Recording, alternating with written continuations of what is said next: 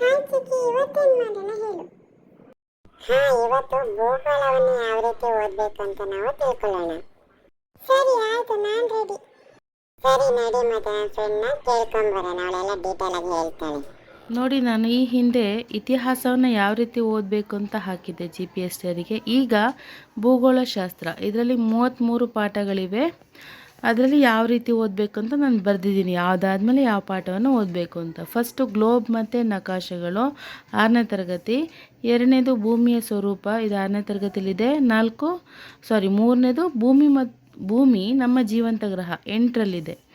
Next ಶಿಲಾಗೋಳ, ಇದು 8ರಲ್ಲಿದೆ. ವಾಯುಗೋಳ 8ರಲ್ಲಿದೆ. ಜಲಗೋಳ 8ರಲ್ಲಿದೆ.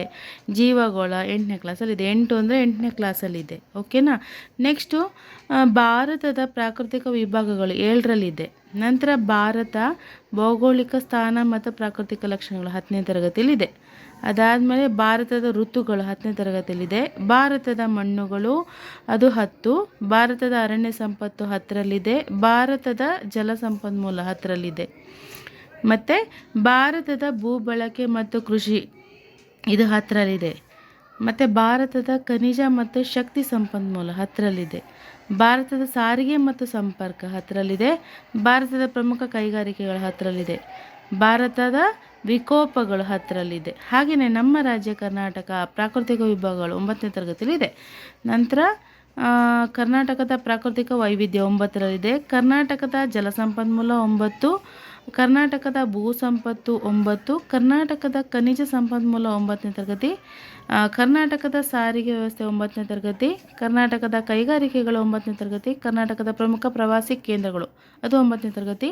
Next Asia ಖಂಡ 6ರಲ್ಲಿದೆ. Europe ಖಂಡ 6ರಲ್ಲಿದೆ. ಆಫ್ರಿಕಾ ಖಂಡ 6ರಲ್ಲಿದೆ. ಉತ್ತರ ಅಮೇರಿಕಾ ಖಂಡ 7ರಲ್ಲಿದೆ. ದಕ್ಷಿಣ ಅಮೇರಿಕಾ ಖಂಡ 7ರಲ್ಲಿದೆ. ಮತ್ತು 32ನೇದು ಆಸ್ಟ್ರೇಲಿಯಾ ಇದು 7ರಲ್ಲಿದೆ. ನೆಕ್ಸ್ಟ್ ಲಾಸ್ಟ್ ಒನ್ನು ಅಂಟಾರ್ಟಿಕಾ ಖಂಡ.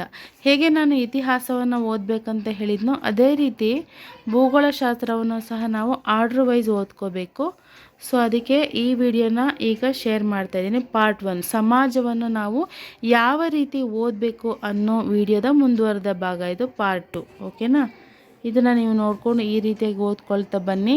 ಹಾಗೆಯೇ GPSTR, PSTR ಮತ್ತು HSTR, TET ಇದಕ್ಕೆಲ್ಲ ಸಂಬಂಧಪಟ್ಟಂಗೆ ನನ್ನ ಚಾನಲ್ನಲ್ಲಿ ವಿಡಿಯೋಗಳು ಬರ್ತಾ ಇರುತ್ತೆ. ನೀವು ಅದನ್ನು ನೋಡ್ಕೊಳ್ಳಿ. ಅದಕ್ಕೋಸ್ಕರ ನೀವು ನನ್ನ ಚಾನಲ್ನ ಸಬ್ಸ್ಕ್ರೈಬ್ ಮಾಡಿಕೊಂಡು ನಿಮ್ಮ ಫ್ರೆಂಡ್ಸಿಗೂ ಸಹ ಶೇರ್ ಮಾಡಿ. ನಾನು ಹಾಕುವಂಥ ಒಳ್ಳೆಯ ವಿಡಿಯೋಗಳು ನಿಮಗೆ ಮೊದಲೇ ನೋಟಿಫಿಕೇಷನ್ ಸಿಗುತ್ತೆ, ನೋಡಬಹುದು. ಅದು ನಿಮಗೆ ಯೂಸ್ ಆಗುತ್ತೆ.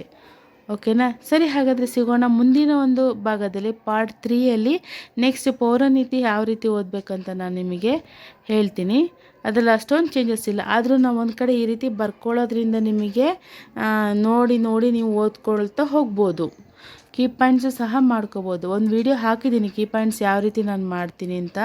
ಆ್ಯಕ್ಚುಲಿ ನಾನು ಮಾಡೋದು ಕೀ ಪಾಯಿಂಟ್ಸ್ ಅನ್ನೋಕ್ಕಿಂತ ನೋಟ್ಸ್ ಅಂತ ಹೇಳ್ಬೋದು. ನನಗೆ ಕೀ ಪಾಯಿಂಟ್ಸ್ ಅಷ್ಟು ರಿವಿಷನ್ ಮಾಡುವಾಗ ಯೂಸ್ ಆಗೋಲ್ಲ ಅಂತ ಅನಿಸುತ್ತೆ. ಸೊ ನಾನು ನೋಟ್ಸ್ ಮಾಡ್ತೀನಿ. ಅದನ್ನ ಆಲ್ರೆಡಿ ಶೇರ್ ಮಾಡಿದ್ದೀನಿ. ನಿಮಗೇನಾದರೂ ಡೌಟ್ ಇದ್ದರೆ ನನಗೆ ಕಮೆಂಟ್ ಮಾಡಿ, ನಾನು ಮತ್ತೆ ಪುನಃ ನಿಮಗೆ ನೋಟ್ಸ್ ಮಾಡೋದು ಹೇಗೆ ಅನ್ನೋದನ್ನು ತಿಳಿಸ್ತೀನಿ. ಸಿಗೋಣ ಹಾಗಾದರೆ ಮುಂದಿನ ವಿಡಿಯೋದಲ್ಲಿ. ಅಲ್ಲಿವರೆಗೂ ಥ್ಯಾಂಕ್ ಯು, ಬಾಯ್. ನೋಡೋದಿಲ್ಲ, ಭೂಗೋಳವನ್ನು ಈ ರೀತಿಯಾಗಿ ಓದಿದ್ರೆ ಆಯಿತು. ಇದೇ ರೀತಿ ಅವಳು ಬೇರೆದು ಸಹ ಹೇಳ್ತಾಳೆ, ಅದನ್ನು ಸಹ ನಾವು ತಿಳ್ಕೊಳ್ಳೋಣ ಅಲ್ವಾ. ಇದೇ ಥರ ನಾವು ಮುಂದಿನ ತರಗತಿಗೆ ಪೌರನೀತಿಯನ್ನು ಕೇಳಿ ತಿಳ್ಕೊಳ್ಳೋಣ. ಅದು ನಮಗೆ ಓದೋದಕ್ಕೆ ಯೂಸ್ ಆಗುತ್ತೆ. ನಾವು GPS ಒಳ್ಳೆ ಮಾರ್ಕ್ಸ್ ತೆಗಿಬೋದು ಇದರಿಂದ ಅಲ್ವಾ. ಖಂಡಿತ. ಹಾಗೇನೆ ನಾವು ಜಾಬ್ ಸಹ ಪಡ್ಕೋಬಹುದು ಒಳ್ಳೆ ಮಾರ್ಕ್ಸ್ ತೆಗೆದ್ರೆ ಅಲ್ವಾ. ಸರಿ, ಹಾಗಾದ್ರೆ ಮುಂದೆ ಮತ್ತೆ ಭೇಟಿಯಾಗೋಣ. ಓಕೆ, ಹಾಗಾದ್ರೆ ಬಾಯ್. ಮತ್ತೆ ಸಿಗ್ತೀನಿ. ಚೆನ್ನಾಗಿ ಓದ್ಕೊಂಬ, ನಾನು ಓದ್ಕೊಂಬರ್ತೀನಿ. ಬಾಯ್.